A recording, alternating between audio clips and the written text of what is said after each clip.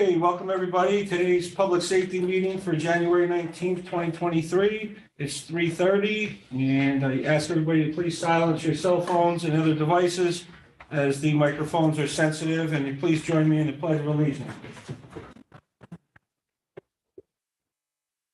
Pledge allegiance to the flag of the United States of America, and to the republic which stands one nation under God, indivisible, with liberty and justice for all.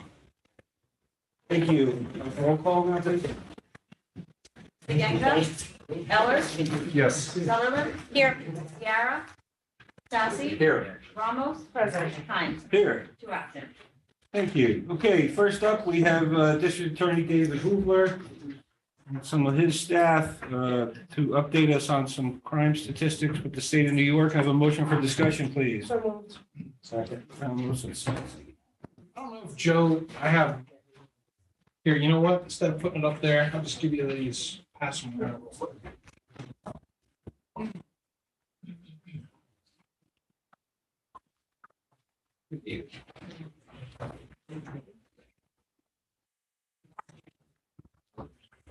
There's crime in New York? Yeah, sure. Occasion, Mr. Sassy, occasion. Happy New Year. Start us off right. Yeah, so, figured I'd come down and just give you a quick update. If you actually turn to page 9 and then go to page 10 of the present of the, so starting off with page 9 kind of says declining arrests across Orange County. I got the figures on there from the arrests from 2017 through 2022 with the 2022 estimate. As you can see, in 2017, it was 9,158. In 2022, it was down to just 2,976 up to June 1st with an estimate of 5,900 total for year. It's about almost a 40% reduction over the last 5.5 years. In that same time period, to put it in perspective, the overdoses in Orange County have ranged between 112 up to 142. I'm just throwing that in there. But if you look at the slide, the second thing tells you that even though the arrests are declining and have declined by 40%, the workload of the DA's office has increased by 60%. And that's kind of like the main talking point that I want to start out with. The arrests are declining drastically, and that's not just a trend of Orange County, that's something that's happening all over the state of New York, but the workload is increasing exponentially. Now, if you could just go back to the beginning, and you flip through some of the slides, I'm just going to make this really quick. You can look at it at your own leisure, but the workload has increased, if you go to page 4, because of digital evidence. The amount of digital evidence that's coming in to the district attorney's office from these arrests is just incredible. I don't think it is anything that anyone ever fathomed would be this much. And what's so incredible about it is that it has to be kept in a conviction for 20 years. So that's an issue that we're dealing with right now. You know, the cases that people are being convicted, that evidence has to be kept electronically for 20 years. It is getting expensive in the cloud, and it's something that we're looking at. We're working with General Services and IT. They know about it. But if you go to page 5, you'll see that we average 4 terabytes of data uploaded each month. Now, to put that in perspective, your cell phone would be anywhere from like 64 gigabytes to 128, or excuse me, 64 megabytes to 128. 4 terabytes is about 78,000 phones. Most of the information that's coming in a lot of cases is too large for us to upload to the cloud. We have to keep it on portable devices that we keep in the office. You can see that we're handling 72 terabytes of evidence and reports process that we're required to keep each year. You look at this over a 20-year period, you're starting to look at what they say, 1.4 petabytes a year. Extreme, as I've said, extreme amounts of data. If you go to page 7, it's just going to show you just how video data is killing us. A standard body cam that an officer wears is a 720 pixel camera. It has approximately 900 pixels that create the resolution on it. A typical file of 1 hour worth of video on that takes up 800 to 900 megabytes of data. That is kind of what the standard is right now in Orange County. Some of the police departments that are updating to second generation cameras will have the 1080 pixel. As you can see that it's even more to store, up to 1.4 gigabytes. And relatively soon, as you can see, 2K, 4K, and 8K. All the cameras that are over at Resorts World are 4K cameras. Anything that happens in Resorts World Casino, you can see the storage data that we're going to have is tremendous. Where am I going with all this? I'm going to the point that it's going to cost us a lot of money in storage as we come to the future, a lot. And put it in perspective, the National Archives right now has 835 terabytes of electronic data in its archives. Currently, our office does 90 terabytes a year. In less than a decade, the DA's office will surpass the National Archives in data stored. And in every case where someone is convicted or pleads guilty, that data is going to have to be kept for 20 years. Obviously, everyone in general services and IT is working on that. But that's kind of my update at this point, just to tell you that arrests are down, but the workload is up. A quick note on recidivism. Our recidivism rates in Orange County mirror that of the state. Depending on the town, village, or city, they're between 16 and 20%. The warrant rate mirrors somewhat of the state. Depending on the town, village, or city, it's anywhere between 8 and 12%. So all things law enforcement wise, and from my standpoint as being the hub that deals with everybody, is pretty much right in line where the rest of the state is, with the exception of New York City, that they seem to have problems much larger than ours. But I guess my message here is that we need IT in the future. It's going to cost us a lot of money. And there's just no way to get, Brendan Casey's sitting in the back. He knows what we're dealing with, the record management side of it. So just preparing you for the future down the road. I'll take any questions you got. Yeah, I know you got some grant money for staffing to make up for some of this workforce. Were you able to actually hire the people? The money was just cleared. I believe we just got the money on the 5th. I'm not sure if it's in the budget yet. But Yeah. it's Yeah. this time. Yeah, they told me it would be available the 15th. I haven't got the final say on it yet, but I do have some resumes. So we have six ADA positions, 6 part-time clerks, 2 investigators, and 1 IT specialist. And I gave money in that. I gave money from that grant to Tim so he could get an IT specialist. But I already realized that the starting salary for the IT specialist is a little low. So might have to work on that. Take that to the hiring committee to see if we can get, some people for that. And the arrests are down because crime is down, or the arrests are down because they're not catching people? Arrests are down because the police are not arresting at the same rate that they used to. It's more difficult to prosecute certain cases. You can't driving without a license is a difficult case to prosecute. Quite frankly, it's not worth arresting someone for it. It's better to just write them a traffic ticket for driving without a license, because you can't prove that they had notice that they didn't have a license. And low-level drug possession is almost impossible to prove because of the fact that the New York State Police Lab is just completely overburdened with the workload. So they're not going to test for a low-level drug case unless it's connected to a higher felony crime. And that's been standard for a couple of years now. That's post-criminal justice reform.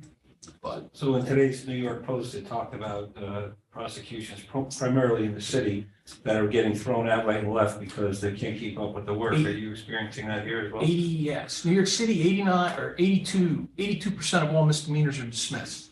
in New York City. We're not that high. We're right around about 32%, which is only a couple ticks higher than what we were in a pre-reform. So we've weathered the storm very well preparing for this. We've done a very good job preparing for it.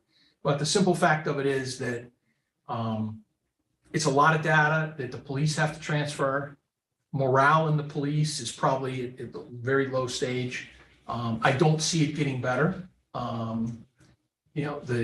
pay primarily has to be better, and the technology has to be better. And again, I think that a lot of times the cases that the police used to make a lot of arrests on, the driving without a license and the possession sevenths, low-level drug crimes, were the two that drove the numbers extremely high. Those cases are not coming in anymore. So with those cases not coming in anymore, you see the decline. And again, those numbers that I give you, they're not numbers that I made. They're numbers they're actually on the open portal from the state. So you can figure it out any way you want. The police are just not arresting the same amount of people that they were before. But the crime rate in Orange County is down. That is also correct. Probably 2.5% compared to where it was. It did have quite an uptick in 2020, but again, it kind of flattened once everything got back to where it's at. Everything in Orange County has kind of returned to where it's always traditionally been, plus or minus a few percent. So that's a positive for everyone in law enforcement in this county. The bottom line is, though, if we don't start building out our IT infrastructure so that we can put all of our municipal agencies and everybody on the same system, we are headed for problems in the future. It's just too much data coming in that has to be maintained, cataloged, and looked at, and then eventually saved. And that's the real issue right there, saved. And it has to be saved in a fashion that somebody like 8 years from now can go find something electronically and say, oh, here it is, pull everything out, be able to get it and have access to it. That's a time-consuming process. We just put the police agencies all on the same computer. Project's still going. Yeah. It won't be done, Brendan? But we're working on it, is my point. Yeah. The state is just rolling it out. They've been working on it for, 4 years maybe. Suffolk County is next, and we're proceeding, but it's IT intensive, and we're going through UTC project managers. It's just that IT part of it. Those people with the big brains that know that stuff, they're hard to get, and they want a lot of money. And if you don't have that, you're cobbling it together with someone who knows a little bit about this and a little bit about that. So we'll get there. It's just it's a long and winding road, but we'll get there. I find it offensive to call a contractor and get billed $250 an hour for asking a single question, but it's life. If it was a lawyer, you'd get billed the same, so. Probably a bit more. Yeah. Go ahead, Rob. David, thank you, very informative. I didn't read it, but I remember reading something, the governor's State of the State address, and she addressed Discovery briefly. We're supposed to get we got 1.7 this year that you guys approved, and I gave a little bit to Tim. Next year, we're scheduled, if the formula works out, we're supposed to get 3.3 to Orange County for that. And again, it's supposed to be used for personnel, equipment, whatever you have. The issue we have is that the equipment and IT, if it doesn't come, it has to come faster so that we can get the personnel, and then eventually, somewhere down the road, the governor is going to say, all things are equal and the money stops. And then it's the county's responsibility, yeah, just like we accepted all the money from the Harrell Herring to beef up legal aid and all of that. Now, in the governor's budget, aid to prosecution, prosecutors and all of that, it's our turn to get the money, and the money's coming. But eventually down the road, all that goes away, and it's the county's burden to handle these things. And you look at these declining numbers here, and those progressive policies coming out of Albany are working, so they must be very giddy up there that those arrests are down. And if you're in law enforcement, why bother arresting anyone if you have to jump through all these hoops? I mean, this system clearly favors the criminal and undermines every district attorney in the state. Because now the burden is not on the criminal, it's on you. Well, burden's always on us. Burden's 100%. burden's always on us to prove somebody guilty, but you are right. It has changed the way. As the New York Times or New York Post article said, 40% of prosecutors have left since 2019. So you're looking at a lot of stuff, but I'm just here to say the IT aspect, we need to somehow as a county come to a consensus where we have people on staff that have the right degrees that somebody can go to and say, hey, I need to know the answer to this right now. And they can direct us to a contractor or something in order to solve the problems. Jennifer? Thank you. So thank you for the information, and what I'm gathering is that you're essentially preparing us for what's to come. So, in your opinion, what are, the most feasible next steps for us to better position ourselves so that, we can be as proactive as possible? And are there other municipalities or other states that have begun this process or are doing a good job at this process so that, if there are some best practices already in place, that we can mirror some of that? I think that our general services, along with emergency services in the projects, are doing very well with it. It's just that it's complicated and it's time consuming. And I think I personally, I would like to see the county hire, whatever they cost, 1 or 2 people that have advanced degrees in computer engineering or software that can advise us what we need to do to make things work. Is the way I look at it. And look, in Suffolk County, the person there makes $200,000 a year. But again, you're paying for a guy with a master's degree that can write programming language. But again, it's a phone call to him and say, hey, what do I need? On the other stuff, I mean, the best practices, we're trying to, the DA's office, we're sort of there. That's why the storm has not affected us as much as it's affected other people. But I'm just saying the IT side of it is just so enormous and so big that it's just it's a tidal wave that's coming and everyone has to be prepared for it. And you have to be prepared for it because eventually someone's going to come in and it's going to be capital. I would like capital project just to upgrade all IT everywhere. But again, that's not my purview.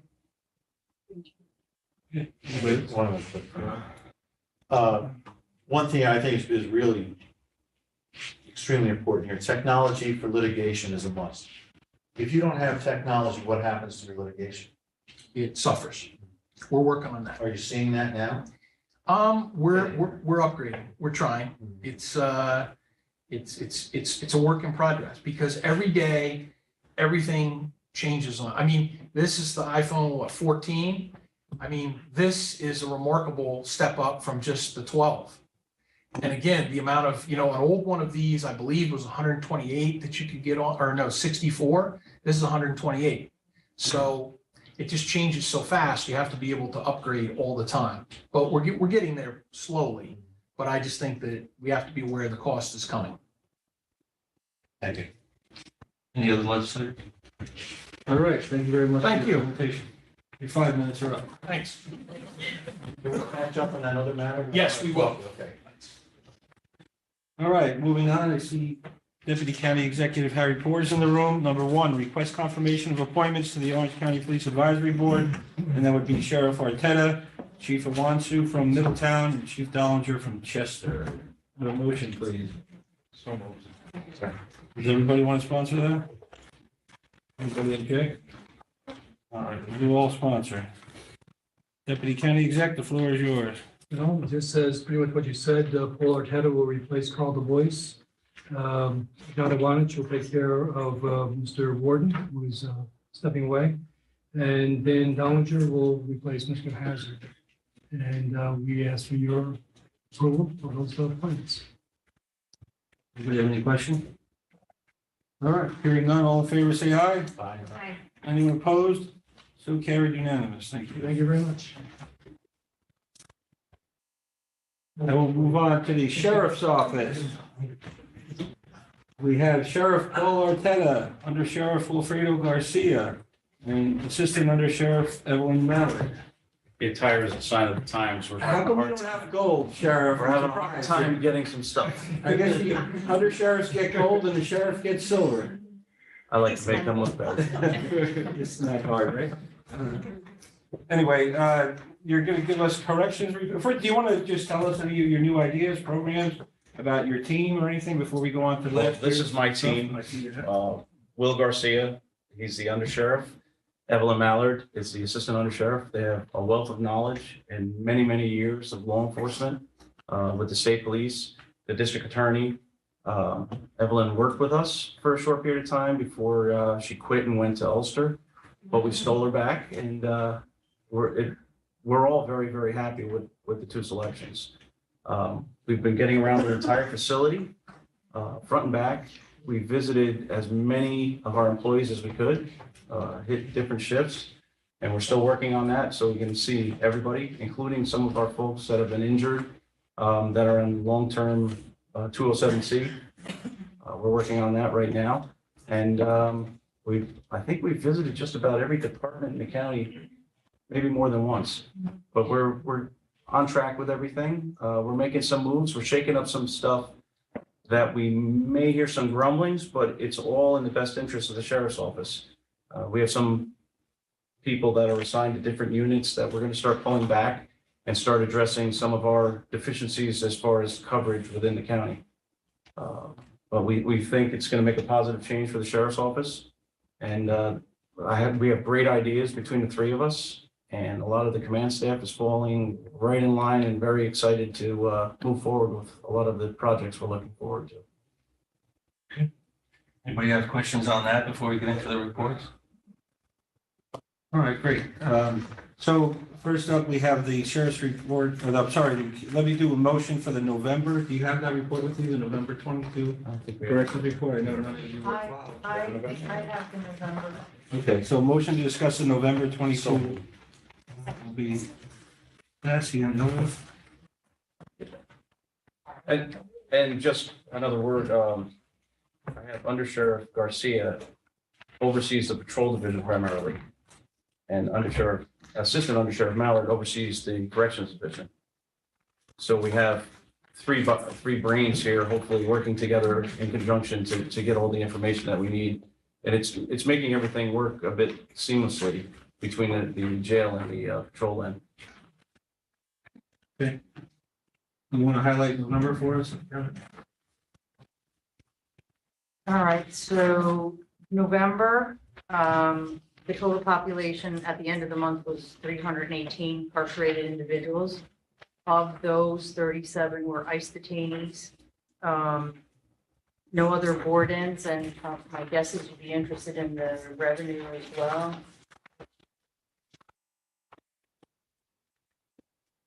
So for year-to-date, November year-to-date, revenue for board-in total is $5,505,000. And there's other issues in here or information in here. I don't know how you want me to go through the whole report. No, Just, just anything that jumped out. I know you weren't even here when it happened. but right. Just anything that jumped off the page that you were interested in. Yeah, and November and December, we didn't have any federal board-ins, just the Marshal Service. We just had the ICE detainees, which seemed to be a quieter bunch. Okay, anybody have any questions on November? Yeah, just, there were 37 releases for ICE, so how's our ICE population? Currently now, Yeah, we have about 56, because they come in and out. right. Yeah. Okay, so hearing no other questions on November, we'll have a motion to discuss December. Other one? Anything in December you think we should highlight? So for December, total population at the end of the month was about 300. Today, we're about 310. So again, the population is in flux. It's up and down depending on what day it is and who's in and out. ICE detainees for December was 54. And the revenue year to date, as of December, is $5,858,000. And I will say we sporadically get audits by the federal governments on PREA, which is the Prison Rape Elimination Act. They come in to make sure that everything is up to their standards for the federal guidelines. And we just went through an audit for 3 days last week, and we'll be awaiting the report, but verbally, we fared pretty well. They were very happy with how the incarcerated detainees were being treated and the standards there. So we'll be getting another audit by the Sheriff's Association next week. Audited quite a bit, but everything looks good. So the prior administration had always told us that the staffing at the jail had to remain constant regardless of population. Is that your opinion as well? Yes, and just because the population goes down, so there's different classifications of people that are in the jail. You got general population, you got high risk, you got sex offenders, you have males, you have females, you have people that are on the MAT program, which is a medicated assisted treatment for opioid use disorder. They're kept in a separate housing unit. When we have the ICE detainees, they don't mix with the general population as well, so that's another housing unit. Each of the housing units require manpower. So if I have a housing unit with 10 in it or 30 in it, I still have to have the same amount of manpower to run a 24-hour shift. So I need a housing unit officer for 3 shifts a day. I need a runner, someone that can bring the incarcerated people back and forth to medical if there's any issue. People to transport for courts. If there's a hospital visit, I have to have somebody available to take them to the hospital. So yeah, the population goes up and down, and we are lower than we have been like in the past with bail reform and other issues. However, the staffing kind of needs to remain constant because of all those things that I mentioned. Prior administration had told us that they could save money on staffing by sending some of the ICE prisoners back, and they actually did that. Do you see expanding that, contracting it? That might be better for the sheriff, actually. There is legislation in Albany specifically proposing that we move all the ex-prisoners from our facility. We've been looking into that without knowing that to see what the benefits are. It may be more beneficial to remove all the ICE prisoners due to the costs associated with overtime, as well as injuries to officers, as well as just the complaints that we get from the prisoners that really don't belong to us. Lawsuits are costing a bit in time with our legal department, which Mr. Golden could speak on that. They get inundated with paperwork, and just going through that process costs our legal folks a lot of money. I can chime in a little bit on the cost as well. A lot of them come in on prescription medication, some of them psychotropic medication, which is very expensive, and we bear the burden of that as well, because once they come in, we are responsible for their mental health, their physical health, their food. So all that is a cost as well. I think would probably be a good idea to break down the costs associated with them coming in and the revenue to see if we're breaking even or if it's even worth it for us. Yeah, we've been crunching the numbers to see if the amount of overtime compared to the revenue even makes sense. I mean, we used to make $9.5 million a year on that. That was the revenue side, not profit, obviously. Right, yeah, and I think it's 8.5 this It's year. gone down significantly. Yeah, it's gone down significantly because one, there's not as many ice prisoners, and two, Sheriff's Office actually gave some of them back. Away. We So, yeah, lost a we'd be couple of interested in officers those on the way, you know, we've lost due to injuries, some officers, because they've been working so many hours, and you know, the incarcerated individuals take advantage of that, you know, well, lulling you to sleep. They wait to catch you in a weak moment, and then they attack you. And lately, they've been seeing different groups gang up on officers or gang up on different incarcerated individuals. And there's not a lot we can do as far as punishment because of the HALT Act. So they have to be, they can be held in their cells for a certain period of time, but it's a shorter amount of time than in the past. And they're out in the general population again, and they're just causing all kinds of problems. So thank you, Chairman, that leads to my question. I'm seeing the incarcerated person discipline report here, and it said, I know you weren't there, but of the 110 misbehavior reports, 41 were different incarcerated persons. So do you find that it's the same group of people?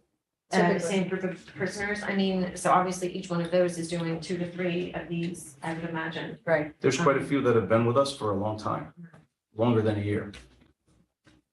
So, and You can't really do. So the HALT Act prevents us, prior to the HALT Act, we could put them in key block, which would put them in a separate segregated housing unit where we could keep them in for a certain period of time. And you'd be allowed an hour out for recreation or shower, you'd get your meals and that type of thing, but you would be locked, you'd be confined into a cell.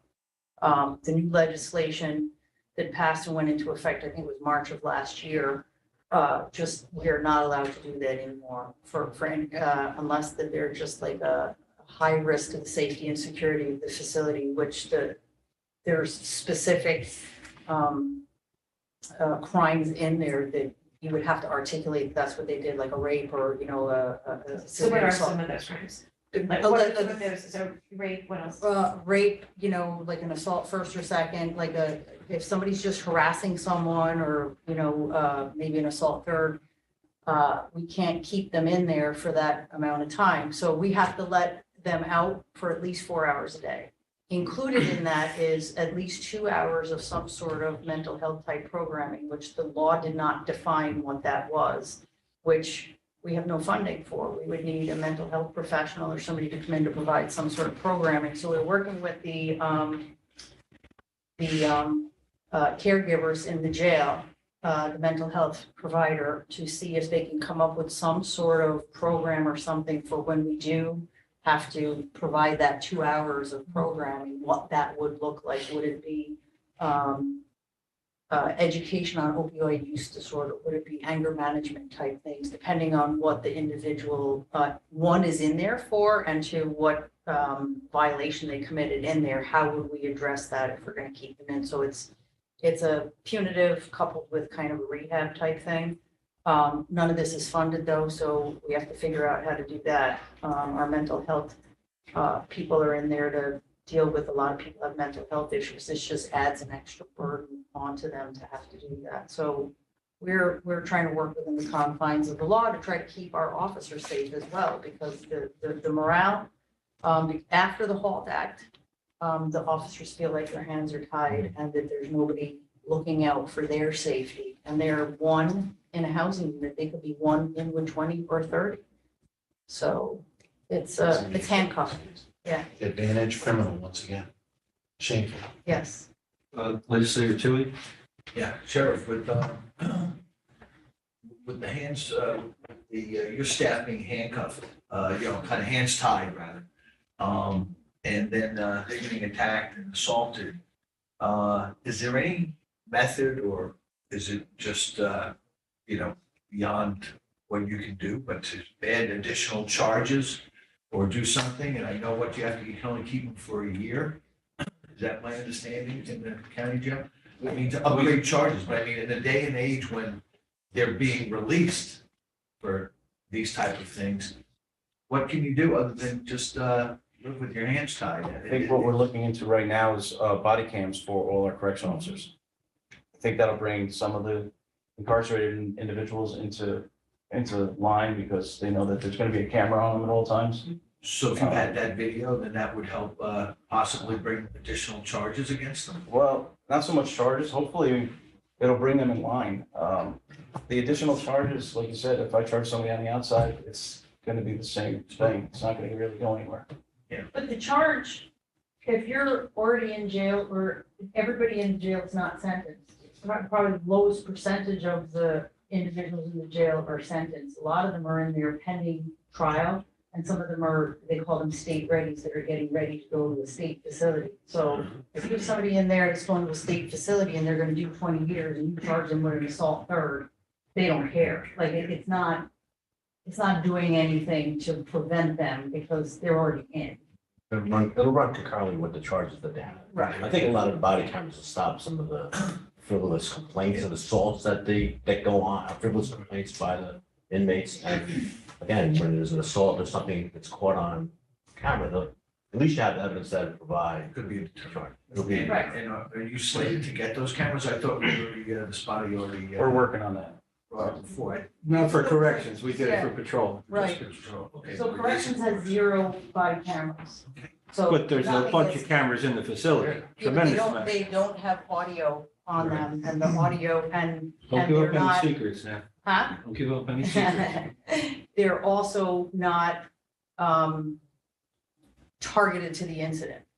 So if I have a body camera on and I'm having a conversation with him, but the overhead camera is up over there, depending on what the angle is, if it's a fixed camera and it's at one angle, and you know, if you've looked at body camera from an incident where you get 3, 4 different body cameras, you can look at something and it would look a little bit different based on the angle. The body cameras, to me, will, one, help keep our officers more professional because they know they're on camera. And anybody that knows they're on camera, I think it just changes their behavior a little bit if they know, if they put the button on and they say, okay, now you're on. That I think will help, but I think it also will help with litigation because we get several complaints that are what's the word I want? Frivolous? There's a good word, frivolous complaints that you know, that there was a sexual assault or something going on, and if you don't have camera to say that it didn't happen, so-and-so came into my cell and did this, or or the officer came and approached me and they have a camera on, they make an allegation about anything, they abused me, they cursed at me, they put hands on me, now you have the camera to dispute that. And I have found in my experience over the course of my career that I would say up to 95% of the time, the camera helps the officer and disproves the allegation that the people, they're looking to get paid. So I think the cameras will help in that respect as well. I would really like to have a legislator come on over, take a visit, and we can show you some of the different deficiencies and some of the different ways that we're trying to overcome them. So yeah, actually get a better idea that we're not just saying we want to keep ordering things. We want to show you We've why. all been there, just not. Yeah, there's some spots in the correctional facility that are Yeah, not blind- seen. Blind spots. And frankly, there's not a lot of manpower for the camera coverage that we have. So it could go to being a more reactive than proactive on anything that's occurring. Just to finish up, I would like to support that and the cameras and the corrections and be on record for that. Just want to thank you all and wish you all the best in your roles. Thank you. And get your work cut out for you, that's for sure. Thank you. Thank you, Chairman. Okay, anybody else on the December correction report? Or corrections in general while we're on it? All right, so we'll move on to the sheriff's report then for the month of November. You have that listed by any chance? Again, it wasn't your original. They didn't provide us with a November. Terry, do you have November sheriff report? Actually, we have email to November. I'll just talk about his copy. Well, we have it for action to the sheriff. No, this is a duplicate of November. We don't have it. We don't have a December. Well, we have 2 November. Between all of us, we. We could piece it All together. right, so a motion to discuss the November sheriff's report then.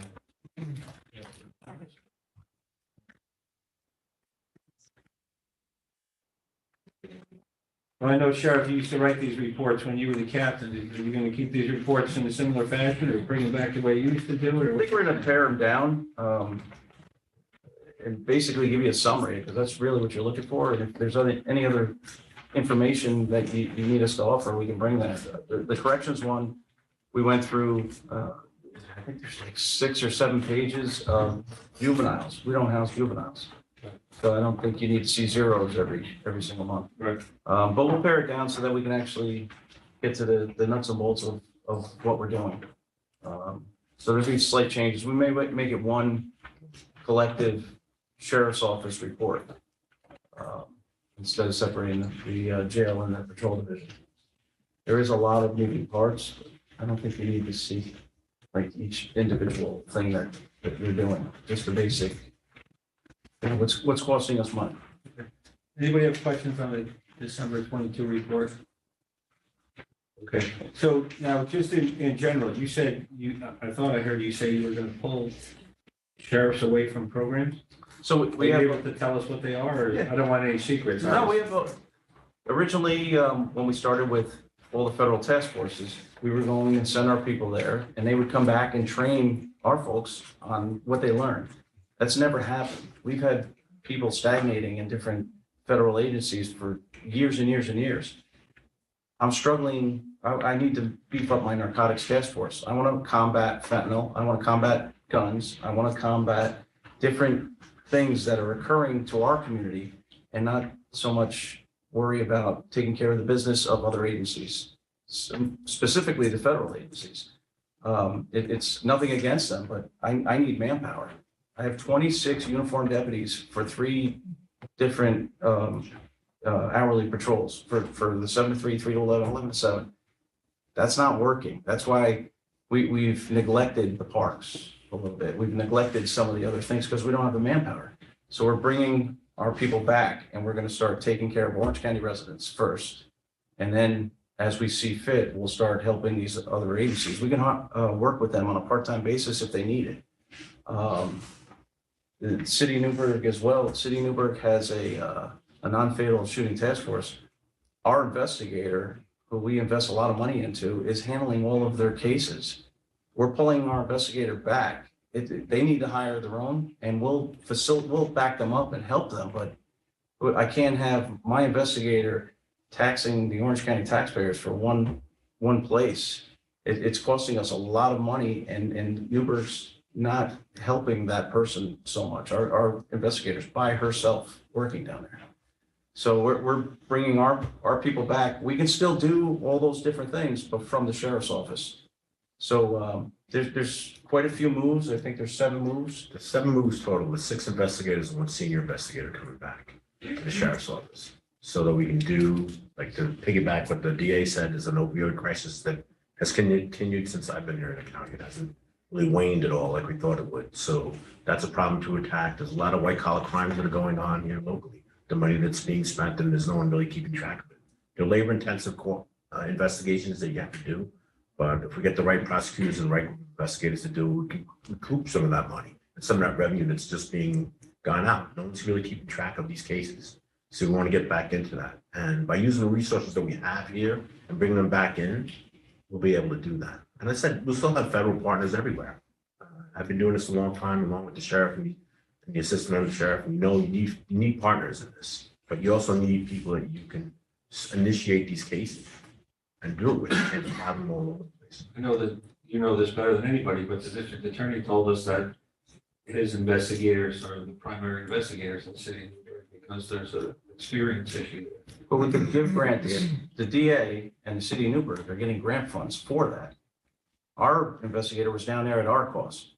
We're not getting reimbursed for any of it. So that they have money to take care of that business. They were using us to facilitate. And the city of Newburgh is a tough place. I've done it, and we've all been here a long time. I've spent a lot of time in the city of Newburgh doing cases. When I was with the state police and when I was with the DA's office. It's not going to change. We're going to still assist them. But at some point, there's a big county here we work for. At one point, you have to take care of the rest of the county too. The city of Milltown has an uptick in shootings. Yeah. All right, that's violent crime that's going on here that innocent people could be hurt. That should be addressed, and it goes for the same for the city of Newburgh. As soon as they call, we'll be willing to help them. But after a point, what are we getting? What are we recouping? What are we learning or getting back? What's the return on our investment there? There's a return, and that's great. And maybe you might be better off sending deputies and doing more community things to get people involved in law enforcement, in the community, to try to make it safer. I've been to symposiums done by the state, and to just throw money at these programs is not working. It's just not. You can throw all the money you want at people going out into the communities, but you have people in boots on the ground doing it, it's not going to work. How is your staffing on the patrol side? You're fully staffed or? No. No, we have to make some promotions. We need to make a chief, which would open up other positions. So we're going to start from the chief's level with the promotion and then work the next ones down as we can get the list from civil service. I think one or two of the tests, we're waiting on a list. The caps. Caps. The caps. How many vacancies though at the entry level? 7? I thought it was 6. You're right. And I'm assuming there's a test out there for you to hire. 6. 6. Yes. There's a new list coming out, so that we'll wait on. That's why we're working from the top down, so we can assess what we need, as far as the deputies. Corrections, same thing. We need to promote a colonel, and then captains, lieutenants, and then our vacancies for the uniform staff for the jail is 30 right now. And you have a lot of significant long-term sick too, right? I think we have 6. Yeah, 6 on the 207. I think the last I heard, they might be able to hire 8 people off the list or something. Is that? There's a really difficult time. It's not just in Orange County, it's literally nationwide for law enforcement, period. I think it's even harder with corrections because it's not a very glamorous job. People more so want to be police officers than correction officers. It's really difficult to get people to actually take the test. And then once they take the test, the list, you're choosing from a very small list. And I can only speak, I just came from Ulster County. We went through the list well before the year was up and were waiting for civil service to announce another test. Up there, they started hiring provisionally just to fill the gap until they could get another test. So yeah, hiring and retention is a challenge. We have a plan, we have a vision for a program that we've been working closely with Human Resources. We're not going to let the cat out of the bag yet, but hopefully it will encourage the youth. We're going to try to get them into either corrections or law enforcement, like police work or sheriff's deputies. And if they don't fall into that, we'll offer them some of the construction unions. They want in on helping us to not only with incarcerated individuals, but with the youth, trying to get them into the trades. So we have a vision for a program, and it's just in its infant stages, and we're working on that. Okay. The other thing, I don't know if you'll object to this, but in the past administration, they only wanted legislators to contact your office at certain levels. In other words, no one was calling, say, a captain directly. I assume you want the calls to go specifically to you or to any of the 3 of you. What is your preference on it? I mean, if you're having a dialogue with like a captain or somebody, I'm good with that. Yeah. Unless you need a question answered. Well, I mean, I have your cell number, but that's, my next question is, are you going to share the cell numbers for at least the 2 undersheriffs with the legislature? Not to be given out to the public. We can send it on to Jean and she will share it with the legislature. I mean, the county publishes a list now of most of the commissioners and directors, the higher level people in each department, so that legislators, if they have questions, they can go. In other words, if someone had a corrections question, they can go right. Absolutely. Under sheriff rather than defer to you, right? So that's the idea. Yeah, we're good with that. We just want to get the Could job share done. your cell numbers with Jean by email sometime tomorrow or whatever, just so that everybody's on the same page, because sometimes we get calls from people and we have to answer our constituents. We don't have the answers, because we just don't know. Sometimes something will pop up in the newspaper and someone will say, what's going on? We have no idea unless we can contact you. Absolutely. There's no problem with that. All right. Anybody else have any questions? Comments? All right, thank you very much. Thank you.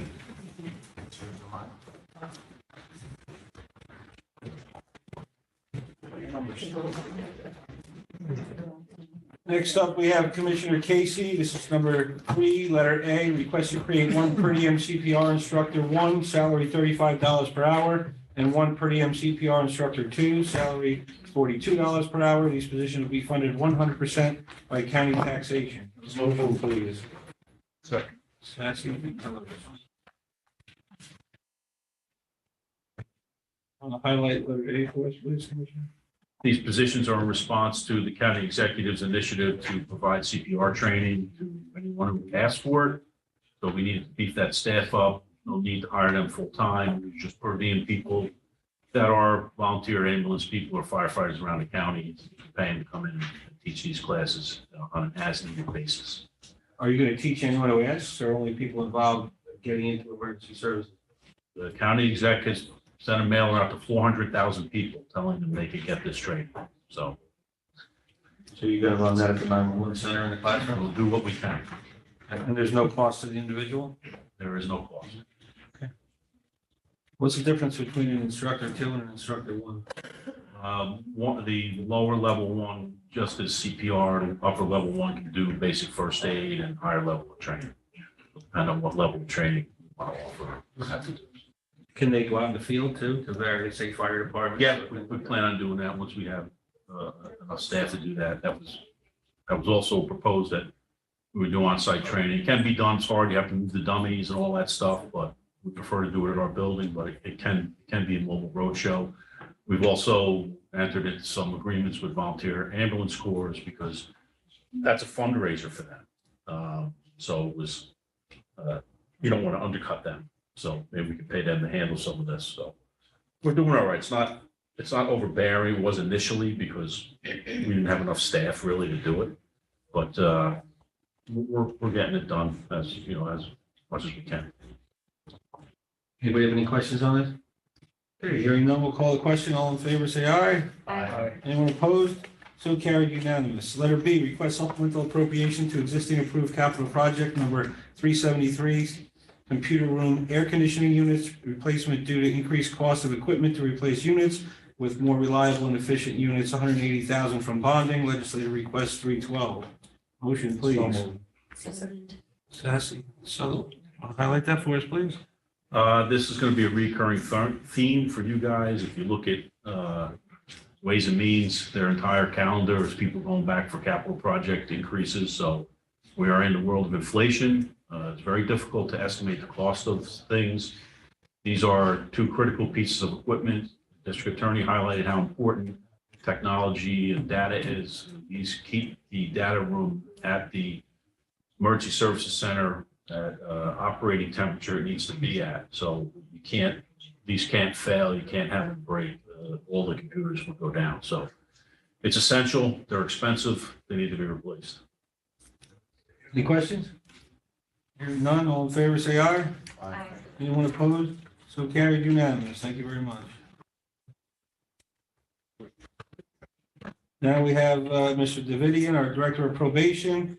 Number 4A, request to create one systems integration manager, management grade 23, position to be funded through Criminal Justice Discovery Reform Grant, position to be created with the stipulation that the position will automatically be abolished upon the cancellation of the grant funding. This is legislative request number 302. So a motion, please. Sassy and Sutherland. Can you highlight that for us, please, Director? I apologize for stepping out. I was talking to the sheriff. The district attorney made reference to the systems integration manager.